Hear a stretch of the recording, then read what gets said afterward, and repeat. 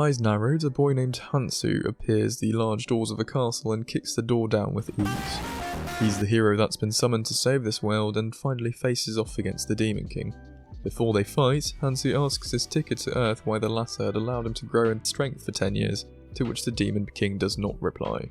The two fight, and within seconds, the boy crushes the Demon King without much difficulty. Dying, the Demon King asks if his power stems from the anger of losing his allies. The boy replies, no, it's because he trained.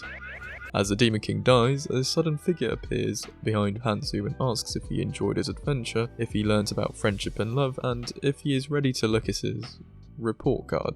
A status window pops up. Naturally, it turns out that Hansu had murdered all of his allies before fighting the Demon King for verbal harassment, violence, and carelessness.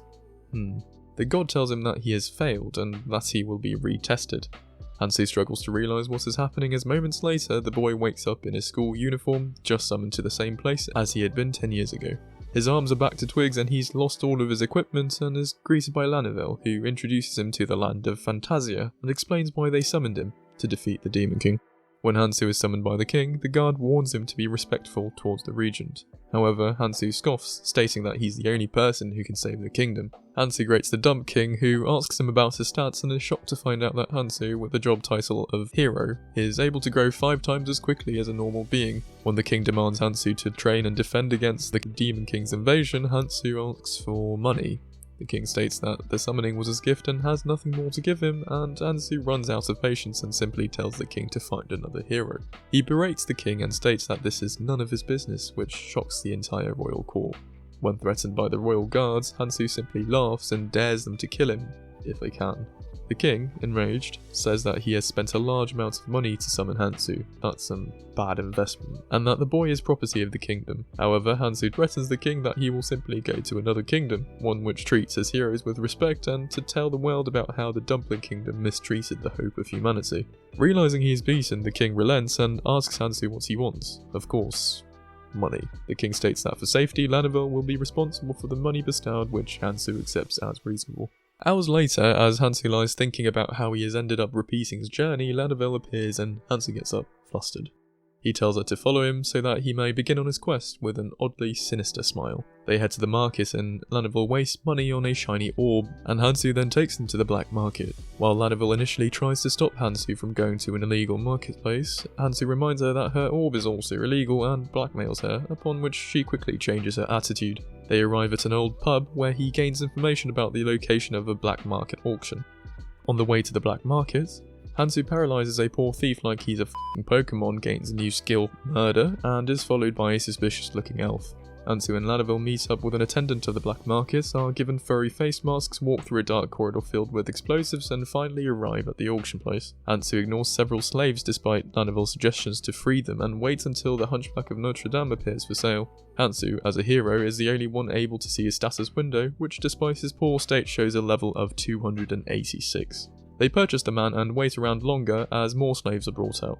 Just as they are about to leave, an elf appears for sale and the auction house falls into chaos. Hansu joins in the bid for other reasons from the rest, as she is level 851. The other bidders fall out as they can't see her true potential as a fighter, and Hansu is just about to win the bid when a sudden explosion shocks the building and a hole opens up in the wall. Elves swarm the black market auction and the guards are shredded by the leader of the elves, Elf Princess Sylvia, an old party member of Hansu in his previous life. The customers are evacuated and Hansu looks upon the injured slaves with pity and decides to take care of the situation himself. Knowing that in his previous run of life, Sylvia had been captured by the slave elf taken hostage, Hansu kills the elf using unconventional methods, and she thanks him for letting her go in peace, thinking that he is trying to help Sylvia. Sylvia watches on helplessly as Hansu breaks an elf's neck and levels up to level 165.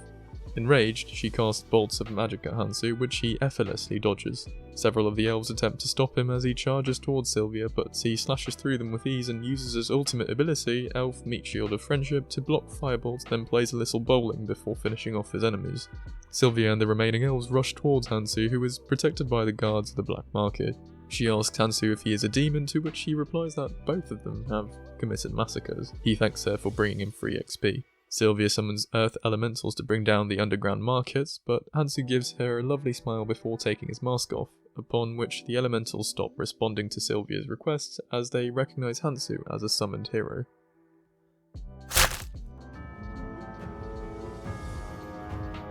Let's not meet a third time, Sylvia. Hansu uses the elf corpses to negotiate with a delegation from the elf kingdom, acting as if he had protected them instead. The elf prince, Nasus, arrives and greets Hansu cheerfully. They share a deep conversation as Nasus looks back, regretting how Sylvia never changed her racist ways. Despite what Nasus is saying, however, Hansu notices that Nasus' status window says satisfied, that he is surprisingly lying. Nasus thanks Hansu once again and gifts him Endymion, his treasured sword. However, Nasus notes that Hansu is significantly stronger than he had expected, as a level 4 would not be able to lift Endymion. Hansu jokes, but realises that Nasus has realised Hansu's true level and that Hansu was likely the one who killed Sylvia, his sister. Despite this, Nasus says his farewells and leaves without confronting him. Instead of going on an adventure, Hansu travels to the Magus Tower and Pei wins to use its instant teleportation to save 1 year of travel time. They arrive at a small village where Hansu relearns how to augment his body and resist low-level physical attacks by learning from a slime. Afterwards, Hansu goes hunting for some orcs and literally commits genocide. He tries to hunt a baby dragon that he remembered from his previous life, but realises that he has come 10 years too early and that another dragon lives in its place.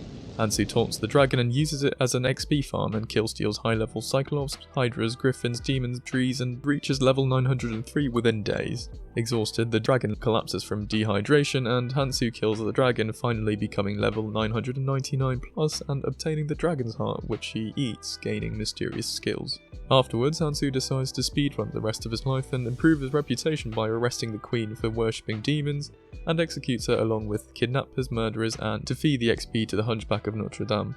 He then marries off the Hunchback of Notre Dame to the princess of the kingdom and effectively takes over as king, but wonders why the public still doesn't like him. Why am I still getting hate? He is then invited to Elfheim by Nasus and is treated to a feast. In his previous life, Hansu had aided the elf princess Sylvia and had killed Nasus during his attempted coup, which had occurred as Nasus believed that the old king was too close-minded in his hatred for humans, something that Sylvia shared. The elf king suddenly appears at the hall, demanding Hansu to leave immediately, calling humans pests, and asking Nasus how he has invited humans despite it being humans that had killed the sister. When Nasus suggests that Sylvia merely reaped what she had sown through her racist ways, the elf king explodes in anger and begins to cast his magic, only to suddenly collapse from a sword thrown into his chest. Nasus smiles dryly as Hansu says, "Oops, my hand slipped."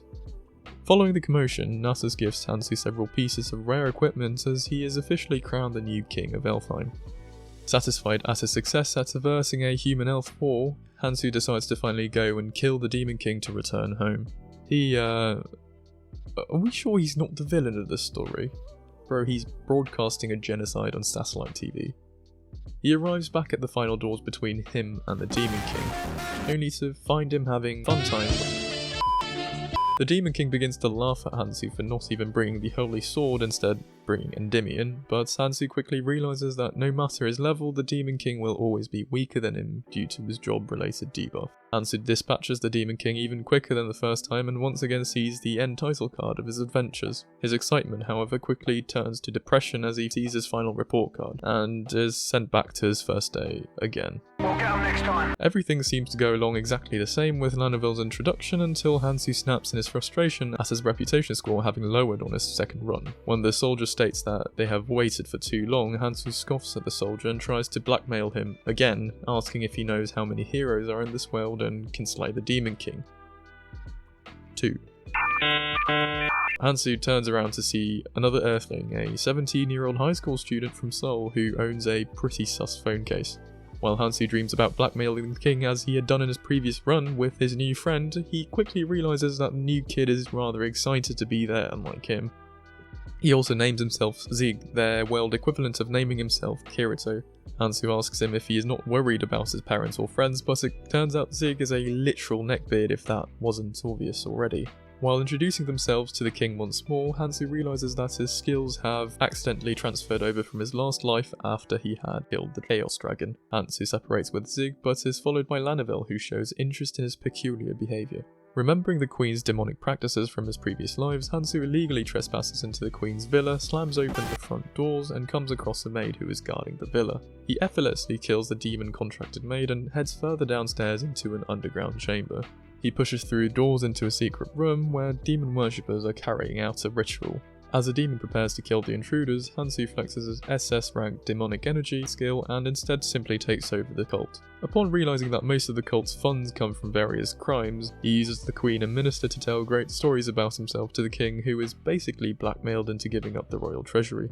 Afterwards, Hansu decides to save his reputation grade by doing good deeds. He reforms the cult into a vigilante corps to solve crime in the kingdom, while also spreading rumours about his amazing reputation. Under the authority of the Queen, Hansu hosts a fight between himself and Zieg under the guise of training, and brutally beats Zieg into a coma. Right, so that's chapters 1 through 43 of FFF class Psychopath. Actually, let's just see what Hansu scores on a psychopathy test. The person has a history of juvenile delinquency and/or crime.